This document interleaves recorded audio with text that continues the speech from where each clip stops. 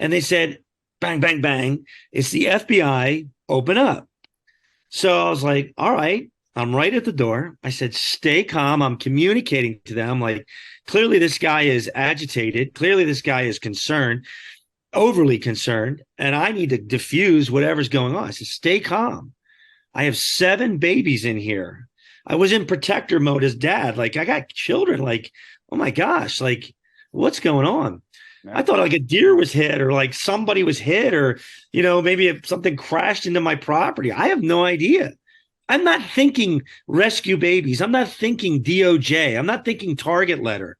I opened the door and I cannot believe, because actually I should say, you believed them when they said it's the FBI. You believed them.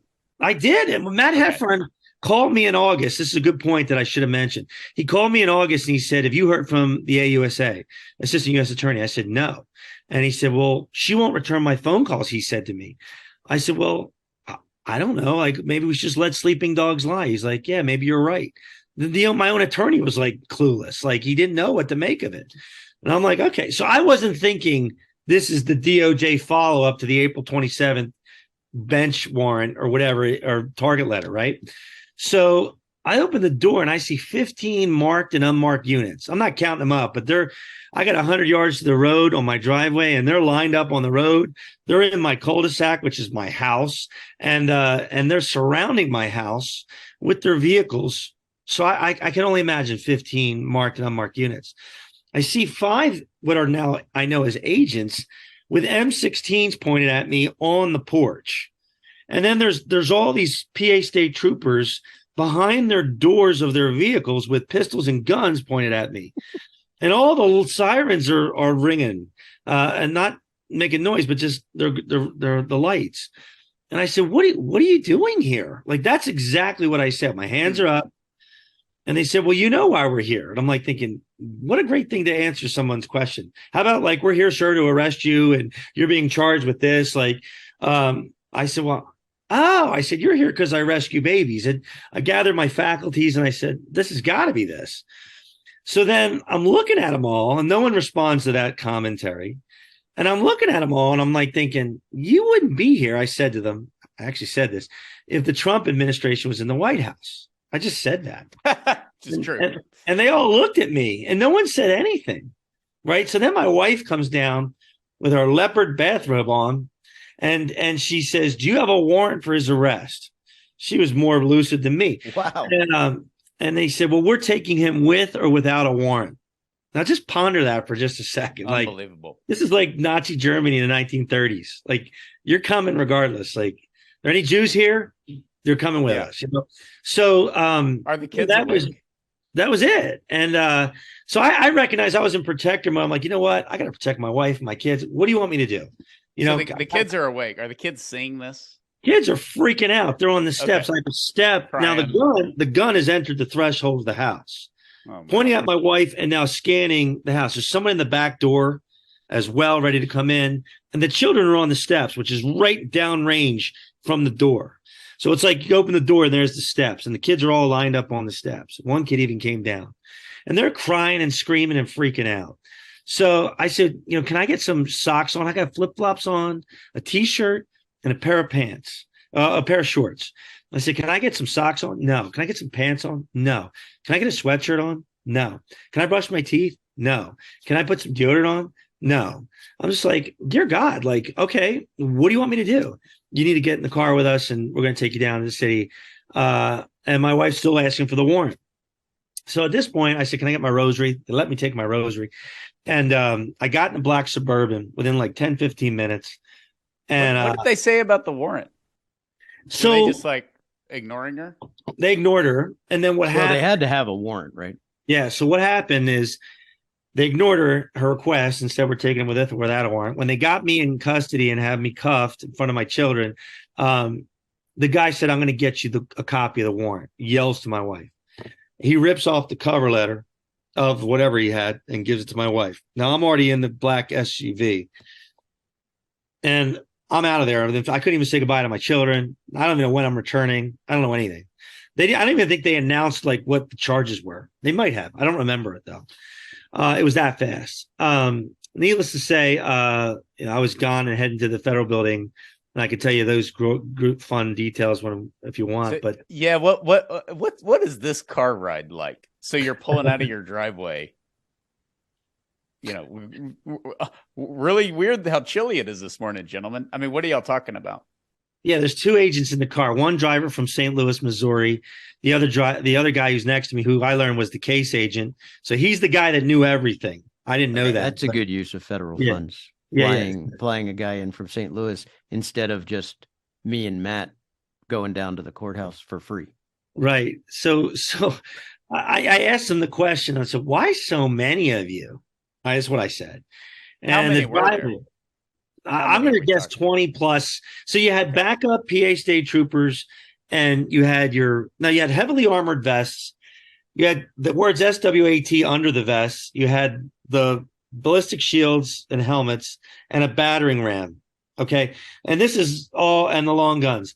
So about 20 plus, I would say. I didn't count them Okay. up, but it had to be. If you got 15 cars, you got at least one in each car. And there were multiple guys in cars. So at least 20 plus.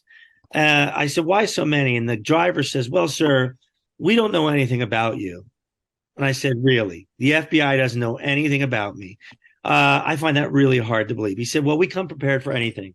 I said, well, I just can't find that hard. I can't believe that. But the whole conversation was about homeschooling. The agent next to me wasn't saying much. We talked. The guy who's driving wanted to homeschool his kids, his future kids, and I tell him all the benefits of that. And talked about the Eagles. We talked about everything but what just happened. I was giving him directions. No, don't go this way. Your car's not going to fit through there. Go this way. Did they Then get we lost on the way out? What's that? Did they need directions?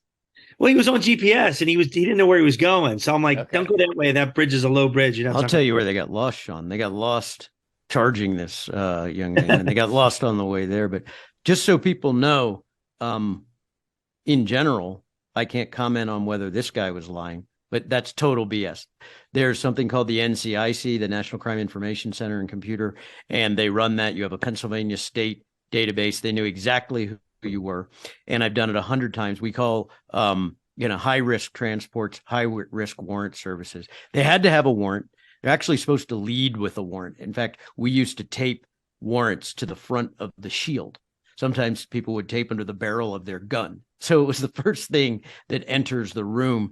Those are search warrants, however, but they did have an arrest warrant for you. They ignored Matt and my letter saying that we wanted to work it out. And if they couldn't work it out, to turn you in because you weren't guilty. And then in the car, Mark, something to think about a question I'm going to ask you later, which is, this is outrageous and stood service on its head and abused the Constitution and the laws of the United States of America. And in fact, their oaths, the same oath I took as an elected DA. So I'm going to ask you in a second whether you're going to take action on them or at least follow up in Congress or something, because I'm all for that. But I want to tell you that had they questioned you, that would have been a bar violation, an ethical complaint, because we notified the DOJ that you were represented.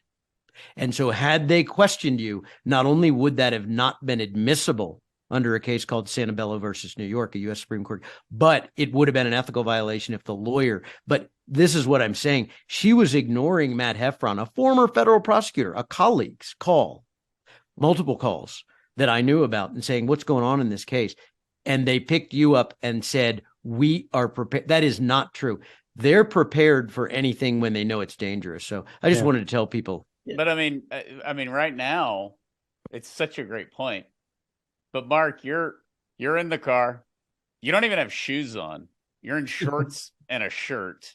Right. You're now talking about the Eagles. One of the guys is like, "Hey, you homeschool." I'm thinking of homeschooling. You're talking about that. I mean, God knows what's going through your mind. So, what next? Like, where did they take you first?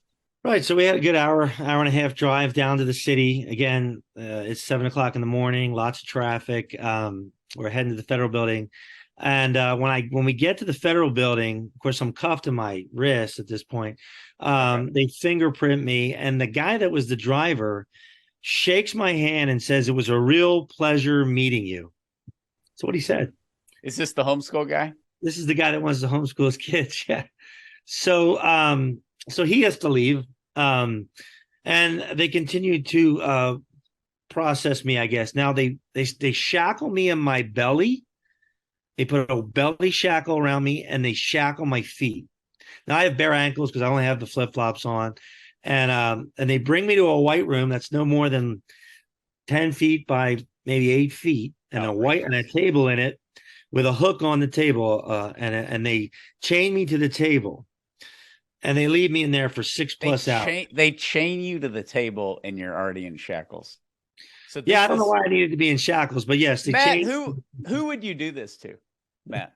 So the point is, you wouldn't. Can I answer first? You would never do it to someone who has no record and has 2 attorneys that are saying we'll turn the guy in, because that's going to be an issue. Which is why I said, Mark, you know, are you going to do something? But who I would do that to? Like he's Hans Gruber from Die Hard. Exactly. So there's 2 people you would do this to: the very dangerous recidivist offender with a record, the guy that won't stop, the violent criminal. Because if you're a white collar guy, what is Mark going to do?